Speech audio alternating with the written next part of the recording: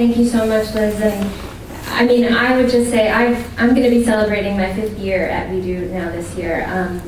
And I also just celebrated my 30th birthday on International Women's Day. So as a young woman, my life is very much defined by Bella. I never met Bella. I never met Wangari, but they're still my bosses. And anytime I speak or I represent We Do anywhere, people come up and tell me their stories. I've heard these stories that I shouldn't enter a room without having something to speak, without sharing something. I shouldn't go to a UN meeting without saying something or feeling like my presence is needed. And there's never a meeting where I'm in where I might feel timid or I might feel like I don't want to say something, where I don't think I have to because Bella she'll yell at me if I don't do it. She would want me to speak.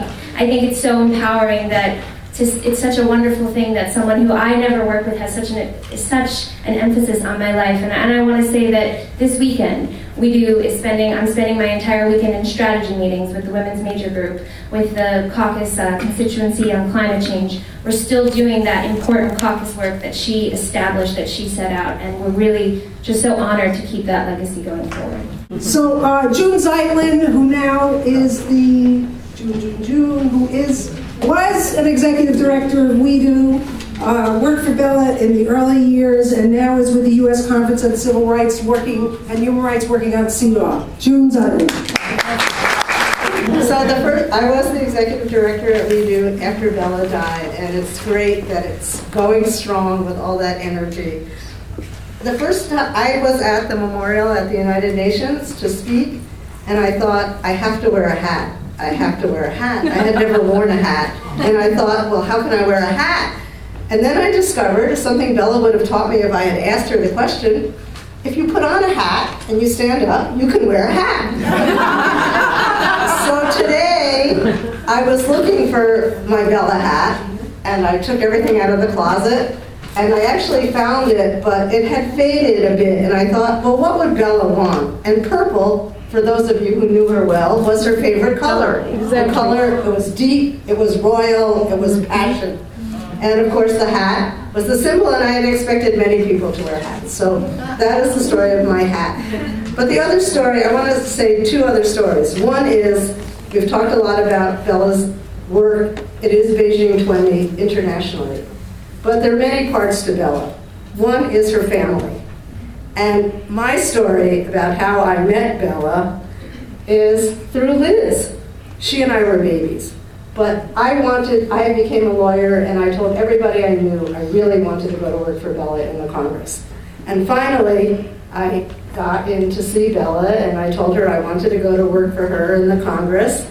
And I told her that I knew Liz and that I had been to her house because of Liz. She said, you have the job. That was it. And you're going to tell her how we knew each other? Well, I didn't know if you wanted me to. Right. Is it okay? Yeah. Okay. So, Liz and I are not that different in age. She was a camper, and I was her counselor at a summer camp in the Adirondacks. And on Parents' Weekend, Bella and Martin, her husband, arrived to see their daughter, who was my star camper, really. I mean, can you imagine this? Somebody with more energy and ideas and everything. And so, I was telling Bella how great it was, and we were talking. And of course, when the parents come up on Parents' Weekend, that's when you get your tip. You don't get paid much as a camp counselor, but you depend on tips. Well, I just have to say, Bella gave me the best tip of anybody in the book. That's because you sweetened her up there. It's her union background. So the one other thing I just want to say in closing is that I've thought a lot over this last week at CSW about Bella and the many facets of her life, the many hats she wore, the many social movements that she led. And the thought that stayed with me the most was that she was a visionary. She believed in major transformation of society, but she was also incredibly practical. Yes. And she understood you reach your goal a step at a time. You push as far as you can and as hard as you can. But when you know you've won everything you can, you take it and then you come back and keep fighting. And I keep thinking, where are the practical visionaries today? Where is somebody who will never give up and never give in and keep going? They're sitting right here in the audience. I love forward. So That's thank you. right. Claire Greensfelder, where are you? There. So I met Claire after Beijing because when we came back from Beijing, that we being the Women's Intercultural Network, and we had people calling us from all over the state saying, we understand that you're putting together a follow-up for California. We want to be part of it. And one of the people that showed up was Claire. Claire was already involved with Bella, and I had her listed as a co-founder just because she kind of went all the way back. But she'll tell you what her work was with Claire, with Bella, and she's still doing that work. My name is Claire Greensfelder, and I actually had the honor of being at the founding meeting for We Do in 1990. But I first met Bella in 1979, appropriately at a rally on the Capitol steps in Washington, D.C. It was the No Nukes rally following the 3 Mile Island accident, and there were 100,000 people that spontaneously showed up about a month after the 3 Mile Island nuclear accident. And Bella was the only member of Congress, and well, former member at that time, but who came to speak. And she was a visionary in that way. She was one of the few members of Congress then and now who was clearly opposed to nuclear power development. She saw it was unsafe, it was prescient, she knew it could cause cancer. She never wavered, she never backed down.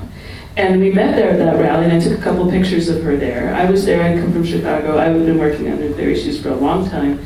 And then we stayed in touch, and the next thing I knew, I got a call from her about the Women's Foreign Policy Council, her next effort, which where she was doing a whole booklet of women's foreign policy experts and what they were doing, so that the media couldn't say there were no experts. And her directory that she put together had everyone from Condoleezza Rice to Madeleine Albright. It spanned the whole political spectrum.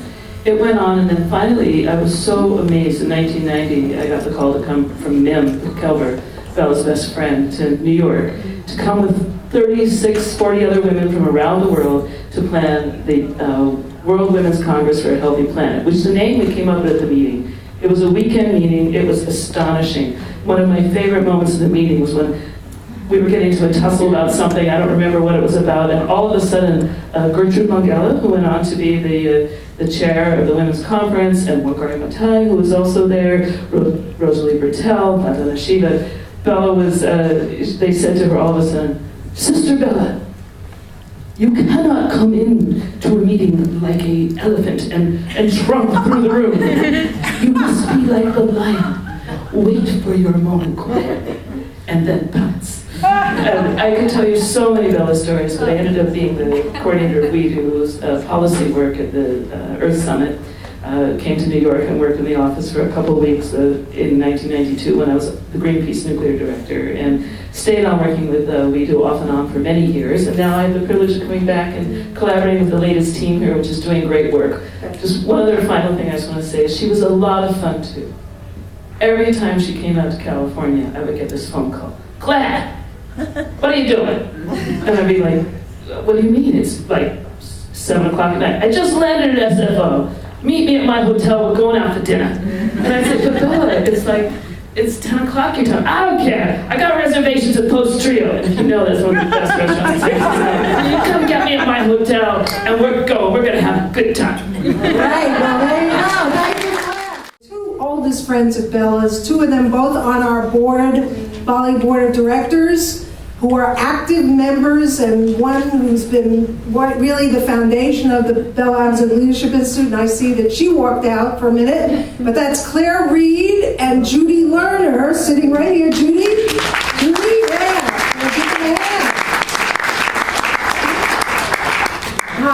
Do I have to get up? No. I'm too old to get up, but I'll No, you don't have to try. get up. I just want to say something Sit down.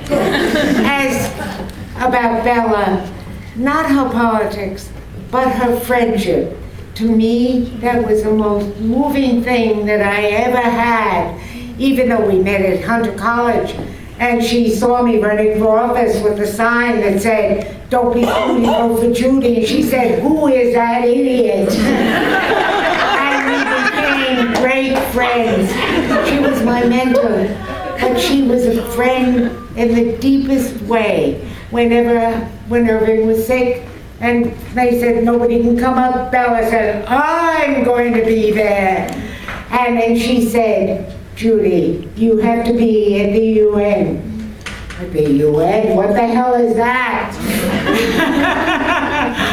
And that's where I've been for the last 20 years as an NGO, and I'm doing everything that I hope Bella wants me to do. Yes, you are. Give a hand, everybody. Bella in 1970 when somebody gave me a button that said absolutely.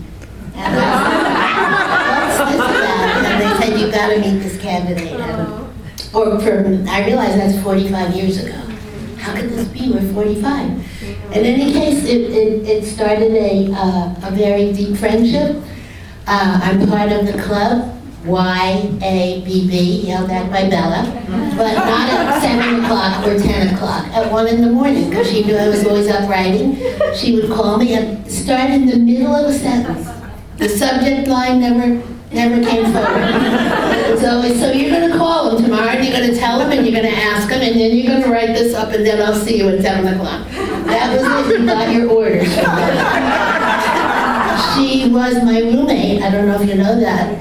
Was at the Families Conference in New York State. We went to Albany, and I had many memories from that. But to watch Bella fight sleep with her stomach piled high with papers that she wanted to get through, she would fight sleep, and the papers would slide off her tummy, and she'd say, "Pick that up." I would have to pick it up. And then in the morning she would say, "Get my slippers." And I said, "This is going too far. I don't do this for my husband." And she said, "Your priorities are in order."